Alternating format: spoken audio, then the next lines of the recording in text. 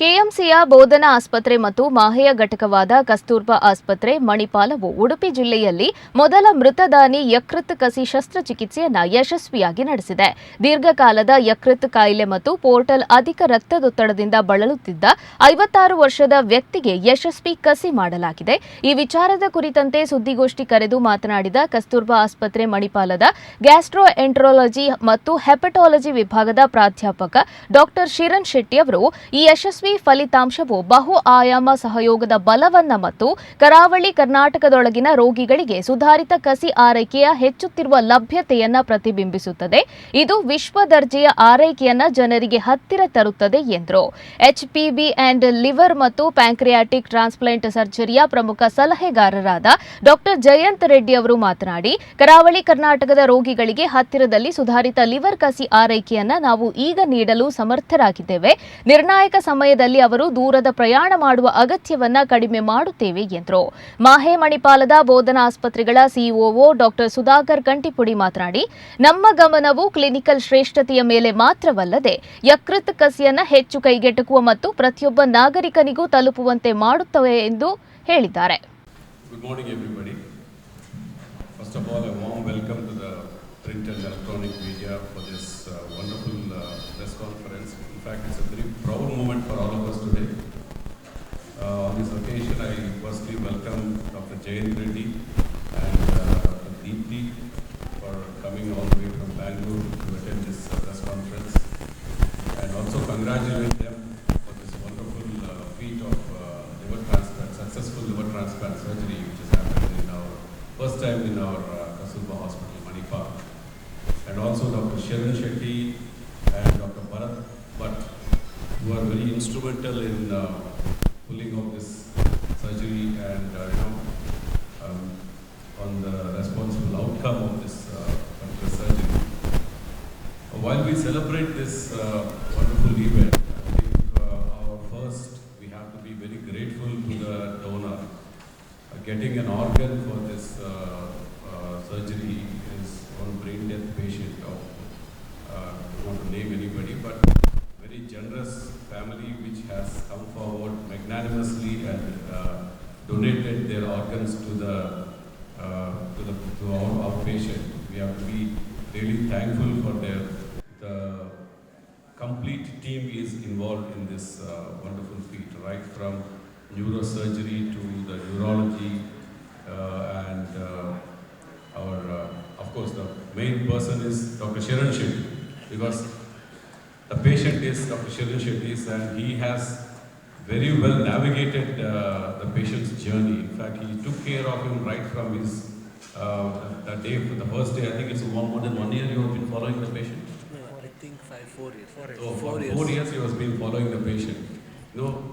Holding the patient and making sure that he doesn't deteriorate, because nowadays getting an organ is not a very easy thing. There's a lot of social factors involved and a lot of motivation factors involved for the patient to donate an organ. So I really appreciate Dr. Shiran. All of us, ಈಗ ನಮ್ಮ ನಿತ್ಯ ಜೀವನದಲ್ಲಿ ಅಥವಾ ನಮ್ಮ ದೇಶದಲ್ಲಿ ಕೂಡ it's a team always wins. So ಇಲ್ಲಿ ನನ್ನ ಪೇಷಂಟು ಆಸ್ಪತ್ರೆ ಪೇಷಂಟ್ ಅಂತ ನಾವು ಇದನ್ನು ಮಾತಾಡೋದಿಲ್ಲ, ಇದು ನಮ್ಮ society. So basically it's a health care. We want to give the best affordable service. Like ಪಾಶ್ಚಾತ್ಯ ದೇಶದಲ್ಲಿ ಹೇಗೆ ಈ ಲಿವರ್ ಸಿರೋಸಿಸ್ ಆದಾಗ ಅವ್ರು ಹೇಗೆ ಸರ್ವಿಸ್ ಕೊಡ್ತಾರೆ, ಹಾಗೆ ಕೂಡ ನಮ್ಮ ದೇಶದಲ್ಲಿ ಕೂಡ ಈ ನಮ್ಮ ರಾಜ್ಯದಲ್ಲಿ ಒಂದು ಸಣ್ಣ ಜಿಲ್ಲೆಯಾದ ಉಡುಪಿ ಜಿಲ್ಲೆಯಲ್ಲಿ ಕೂಡ ಕೊಡುವಂಥ ಒಂದು ಸೌಲಭ್ಯ ಅಂತ ಹೇಳ್ಬೋದು. ಮೊದಲನೇದಾಗಿ ನಾನು ಜಯಂತ್ ಸರ್ಗೆ ಮತ್ತು ಅವರ ಟ್ರಾನ್ಸ್ಪ್ಲಾಂಟ್ ಟೀಮ್ ಡಾಕ್ಟರ್ ದೀಪ್ತಿ ಅವರಿಗೆ we need to congratulate and thank them, because ಅವರ ಬ್ಯುಸಿ ಶೆಡ್ಯೂಲನ್ನು ಬಿಟ್ಟು ಕೂಡ ಅವರು ನಮ್ಮ ಮಣಿಪಾಲಕ್ಕೆ ಬಂದು ಅವರ ಸರ್ವಿಸನ್ನು ಒದಗಿಸಿದ್ದಾರೆ. ಮತ್ತು ಆಬ್ವಿಯಸ್ಲಿ ನಮ್ಮ ಅದರ್ ಟೀಮ್ಮೇಟ್ ಡಾಕ್ಟರ್ ಗಣೇಶ್ ಮತ್ತು ಭರತ್ ಭಟ್ ಮತ್ತು ಆಲ್ ದ ಆಪರೇಷನ್ಗೆ. ಮೊದಲನೇದಾಗಿ ಯಾರು ಡೊನೇಟ್ ಮಾಡಿದ್ದಾರೆ ಅವರಿಗೆ definitely we should pray for him. ಎರಡನೇದಾಗಿ ನಮ್ಮ ಇವತ್ತಿನ ಪೇಷಂಟ್ ಅವರು ನಿಮ್ಮ ಹತ್ರ ಮಾತಾಡ್ತಾರೆ, ಅವರು 4 ವರ್ಷದಿಂದ ಒಂದು ಸಿರೋಸಿಸ್ ಅಂತ ನಿಮಗೆ ಬ್ರೀಫಾಗಿ ಹೇಳಬೇಕಾದ್ರೆ, liver is like a factory, ನಮ್ಮ ದೇಹದ ಒಂದು ಫ್ಯಾಕ್ಟ್ರಿ. ಯಾಕಂದರೆ ಅದರಲ್ಲಿ ನಿಯರ್ಲಿ 500ರಿಂದ 1000 ಫಂಕ್ಷನ್ಸ್ ಕೆಲಸ ಮಾಡುವಂಥ ಒಂದು ಯಂತ್ರ ಅಂತಲೇ ಹೇಳ್ಬೋದು. ಈಗ ಬೇರೆ ಯಂತ್ರಕ್ಕಾದರೆ ಒಂದು ಡಿಫೆಕ್ಟ್ ಆದರೆ ನಾವು ಡಯಾಲಿಸಿಸ್ ಮಾಡ್ತೇವೆ, ಸ್ಟೆಂಟ್ ಹಾಕಿದರೆ ಸರಿ ಹೋಗ್ತದೆ. ಲಿವರ್ ಹಾಗಲ್ಲ. ಲಿವರ್ ಸಿರೋಸಿಸ್ ಅಂದರೆ ಅದರಲ್ಲಿ ಒಂದು ಪ್ರೊಡಕ್ಷನ್ ಆಗ್ತದೆ ಆ್ಯಂಟಿಬಾಡೀಸ್ ಇರ್ಬೋದು, ಆಲ್ಬುಮಿನ್ ಅಂತ ಆಲ್ಬುಮಿನ್ ಅಂತ ಪ್ರೋಟೀನ್ ಉತ್ಪಾದನೆ ಆಗುವ ಅಂಗ, ಮತ್ತು ನಮ್ಮ ಫೈಟ್ ಮಾಡೋ ಆ್ಯಂಟಿಬಾಡೀಸ್, ಈ ದೇಹ ರೋಗ ನಿರೋಧ ಶಕ್ತಿ ಇಮ್ಯುನಿಟಿಗೆ ಬೇಕಾಗುವ ಅಂಗ, ಮತ್ತು ಸ್ಟೋರೇಜ್ ಹೌಸ್, ಮತ್ತು ಇಂಪಾರ್ಟೆಂಟಾಗಿ ಫಿಲ್ಟರ್, ದೇಹದಲ್ಲಿರುವ ವಿಷ ಪದಾರ್ಥಗಳನ್ನು ಫಿಲ್ಟರ್ ಮಾಡಿ ರಕ್ತಕ್ಕೆ ಬಿಡುವಂಥ ಒಂದು ಮುಖ್ಯವಾದ ಅಂತರ. ನಾವು ಯಾವುದು ಊಟ ಮಾಡ್ಬೋದು, ಏನೇ ಟಾಕ್ಸಿನ್ ನಮ್ಮ ರಕ್ತದಲ್ಲಿ ಹೋದಾಗ ಅದು ಫಿಲ್ಟರ್ ಮಾಡ್ತದೆ. ದ ಪ್ರಾಬ್ಲಮ್ ಏನಂದರೆ ಅದು ಮೊದಲನೇ ಹಂತದಲ್ಲಿ ಯಾವುದು ಚಿಹ್ನೆ ಕೊಡೋದಿಲ್ಲ ಲಿವರ್ ತೊಂದರೆ.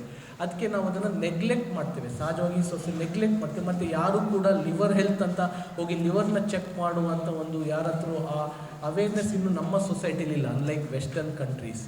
ಸೊ ಲಿವರ್ ಮೊದಲನೇ ಸಿಂಪ್ಟಮ್ಯಾಟಿಕ್ ಇರೋದ್ರಿಂದ ಅದು ಯೂಶಲಿ ನಾವು ಕ್ಲಿನಿಕಲ್ ಸ್ಟೇಜ್, ನಾವು ಮೆಡಿಸಿನ್ ಅಥವಾ ಹಾಸ್ಪಿಟ್ಲಿಗೆ ಬಂದಾಗ ಆಬ್ವಿಯಸ್ಲಿ ಅವರು ಸ್ಟೇಜ್ 2 or 3 ಇರ್ತಾರೆ. ಅಂದರೆ ಫೈಬ್ರೋಸಿಸ್ ಮತ್ತು ಸಿರೋಸಿಸ್ ಆಗಿ ಪರಿವರ್ತನೆ ಆಗಿರ್ತದೆ. ಮತ್ತು ಕೊನೆ ಹಂತ ಲಿವರ್ ಕ್ಯಾನ್ಸರ್. ಸೊ ನಾವು ಹೇಗೆ ಈ ಸಿರೋಸಿಸ್ ಆದಾಗ ನಾವು ಹೇಗೆ ಮಾಡಬೇಕು, ಮೋಸ್ಟ್ ಆಫ್ ದ ಟೈಮ್ ಅರಿವಿಲ್ಲ, ಜನರಲ್ ಅರಿವಿರಬೇಕು. ಈಗ ಸಿರೋಸಿಸ್ ಅಂದರೆ ಲಿವರ್ ಹಾರ್ಡ್ ಆದಾಗ ಅದರ ಫಂಕ್ಷನ್ಗಳನ್ನು ಕಳಿಸ್ಕೊಡ್ತದೆ. ಸೊ ನಮ್ಮ ಹತ್ರ ಯಾವುದು ಈಗ ಅವಶ್ಯ ಅಂದರೆ ಯಾವುದು ಒಂದು ಮೆಡಿಸಿನ್ ರೀಜನ್ರೇಟ್ ಮಾಡುವಂಥ ಮೆಡಿಸಿನ್ ಈಗ ಕೂಡ ಇಲ್ಲ. So one of the best option ಏನಾಗ್ತದೆ ಅಂದರೆ ನಾವು ಲಿವರ್ ಟ್ರಾನ್ಸ್ಪ್ಲಾಂಟ್ ಆಪ್ಷನ್ ಕೊಡಬೇಕು ಜನರಿಗೆ. ಯಾಕೆ ಹೇಳ್ತಾ ಇದ್ದೇನೆ ಅಂದರೆ, ನಿಮಗೆ ಇವರು ಕ್ಲಾಸಿಕಲ್ ಎಕ್ಸಾಂಪಲ್. ನಾನು ಇವರು 5 ವರ್ಷದ ಹಿಂದೆ ತುಂಬ ಜನರ ಸಹಕಾರ ಹೆಲ್ಪ್ ಇದೆ. ಆಲ್ರೆಡಿ ಡಾಕ್ಟರ್ ಶಿರಣ್, ಡಾಕ್ಟರ್ ಸುಧಾಕರ್ ಕಟ್ಟಿಪುಡಿ ಇದ್ರ ಬಗ್ಗೆ ಮಾತಾಡಿದ್ದಾರೆ. ಬಟ್ ಮತ್ತೆ ಬ್ರೀಫಾಗಿ ಹೇಳಬೇಕು ಅಂದರೆ, ಮೊದಲನೇದು ಯಾರ ಅಂಗಾಂಗ ದಾನ ಮಾಡಿದ್ರು ಆ ಅಂಥ ಕಷ್ಟದ ಸಮಯದಲ್ಲಿ ಮುಂದೆ ಬಂದು ತಮ್ಮದ ಅಂಗಾಂಗ ದಾನ ಮಾಡಿದ್ದಾರೆ.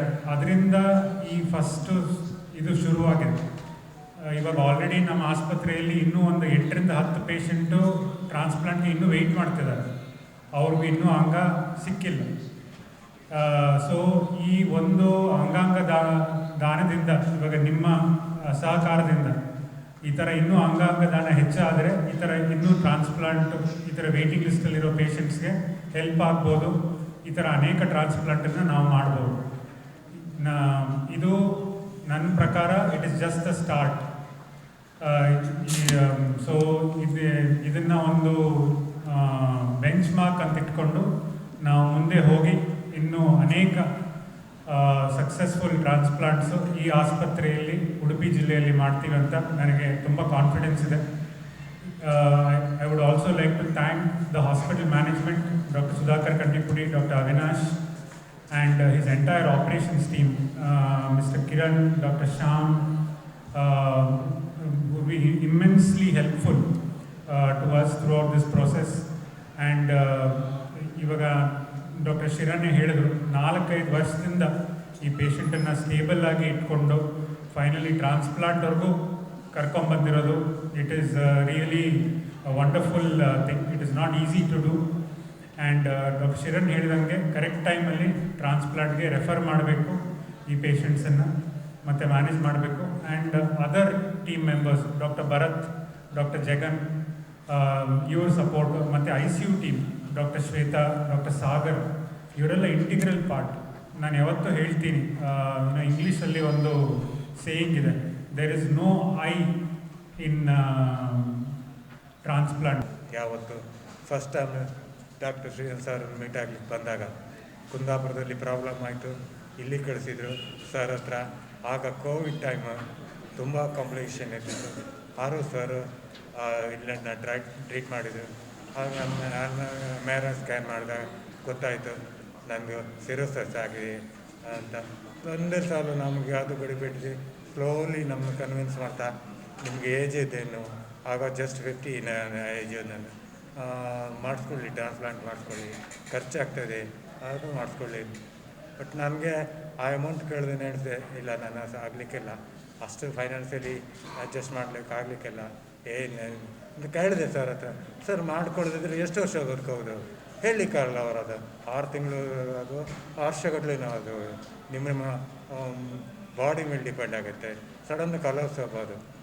ನಾನು ಹೇಳ್ತಿದ್ದೆ ಒಂದು 5 ವರ್ಷ 6 ವರ್ಷ ಬದುಕೋದು, ಇವತ್ತಾಗಿದೆಯಲ್ಲ 5 ವರ್ಷ, ಮತ್ತಿನ್ನೆಂತಾಯಿತು ಮನುಷ್ಯನ ಆಯುಷ್ಯ ಅಷ್ಟೆಲ್ಲ, ಅದು ಬೇಡ ಅಂತ.